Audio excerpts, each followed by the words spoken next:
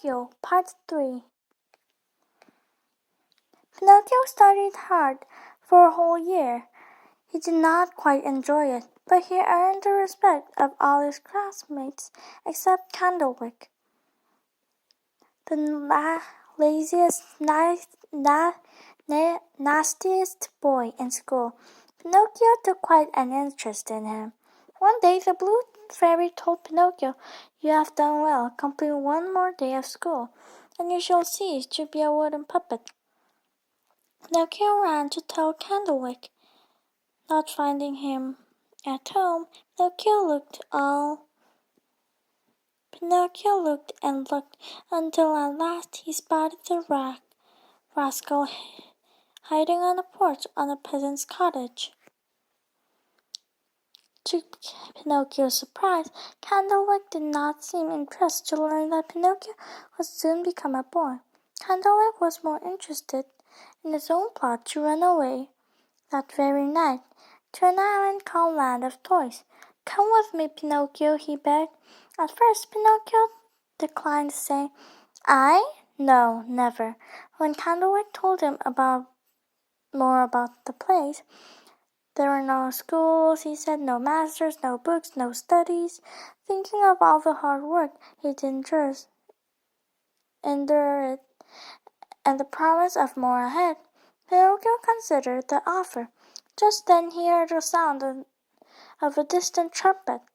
"Here it is," Candlewick shouted.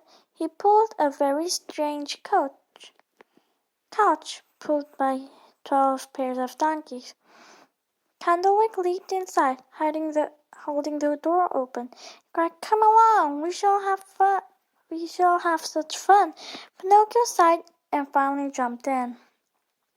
In the land of the toys, all that anyone did was play and shout and ride bicycles. For 5 whole months, Pinocchio and Candlewick cavorted. Pinocchio hardly remembered his promise to the blue fairy, though he did think of his father with sorrow from time to time.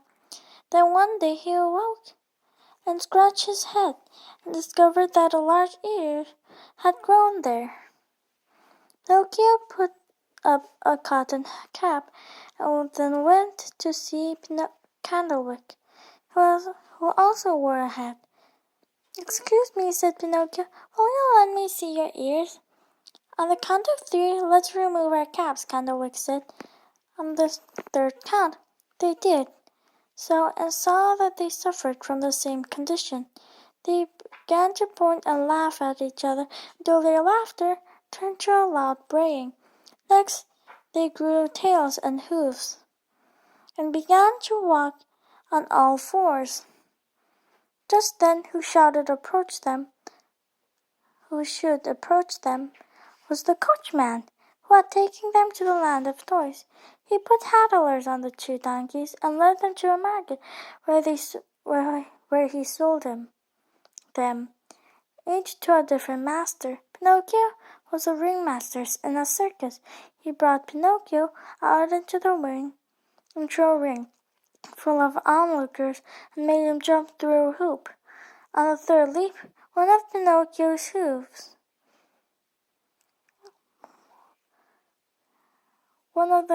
caught, and he fell, injuring his leg.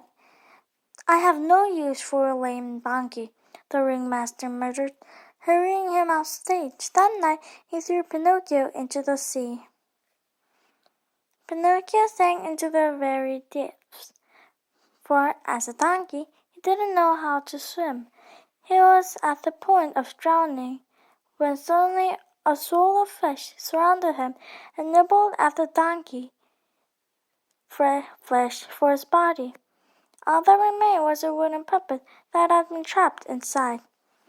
Now Pinocchio floated straight up to the top of the water, where he caught sight of a blue goat standing on the cliff above. It could have been none other than his fairy, who'd sent the fish, just as when she'd summoned the woodpeckers to fix his nose. He had no time to rejoice, however, for a giant shape moving below him. In fact, a hungry, beastly dogfish The monster swallowed all the little fish and Pinocchio in one gulp. Pinocchio woke out of utter darkness. He listened, but he could hear no noise. Only from time to time, great gusts of wind blew in his face. Gradually, his eyes noticed a light shining dimly in a great distance. He groped his way toward until at last he reached the table set for dinner, lit by a single candle. At the table sat a little old man whom Pinocchio was shocked to recognize. "Do my eyes tell me the truth?" asked the little old man. "Are you really my dear Pinocchio?" Pinocchio wanted to laugh, wanted to cry, wanted to say 1,000 things, but he could only stammer a few broken words. At last he succeeded in an early cry of joy. "Oh, my dear Papa, you're alive. I will never leave you, nevermore." Pinocchio and Geppetto flung their arms around one another. When Geppetto recounted how the same night the dogfish had swallowed his boat, he had also swallowed a merchant vessel. For almost 2 years he'd been living off its stores, but now this candle was all he had left. "When there is no time to lose." "Then there is no time to lose," said Pinocchio. "We should run right out of the monster's mouth." "I cannot swim," Geppetto exclaimed, but Pinocchio assured the old man that he would carry him. Pinocchio led Geppetto up the throat and down the tongue of the dogfish. As it happened, the sea monster slept with its mouth open. They could see the water and the moon outside between the teeth. Pinocchio put Geppetto on his back. He leaped from the dogfish's mouth, and Pinocchio swam all the way back to the mainland, dragging his papa to shore. Geppetto scarcely had breath to stand, but Pinocchio offered his arm, saying, "We will walk very slowly." Like the ants, they wandered for hours in search of a shelter, until at last they had arrived at the farmhouse. The farmer who lived there knew of them and welcomed them to stay, if they would earn their keep. For that day onward, Pinocchio rose early and worked as hard as he could. When he wasn't helping work the farm, he was looking after his father. His health was not good. Soon Pinocchio hardly noticed the effort. He began to make baskets each night after supper to sell. When he had saved 50 pennies, Pinocchio went to the marketplace to buy himself a coat. On the way, he made a big snail crawling out to meet him. "I'm a servant of the fairy," said fairy with the blue hair.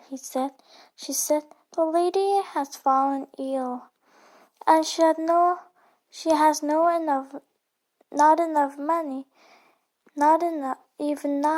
she has not even enough to buy herself a mouthful of bread." Without a thought, Pinocchio gave the snail all his pennies to help the blue fairy. That night he made extra baskets to sell for her. When at last he collapsed into sleep, he dreamed of the fairy, who smiled and said, "Bravo, Pinocchio, your kind heart has prevailed. Your reward shall be a good and happy life."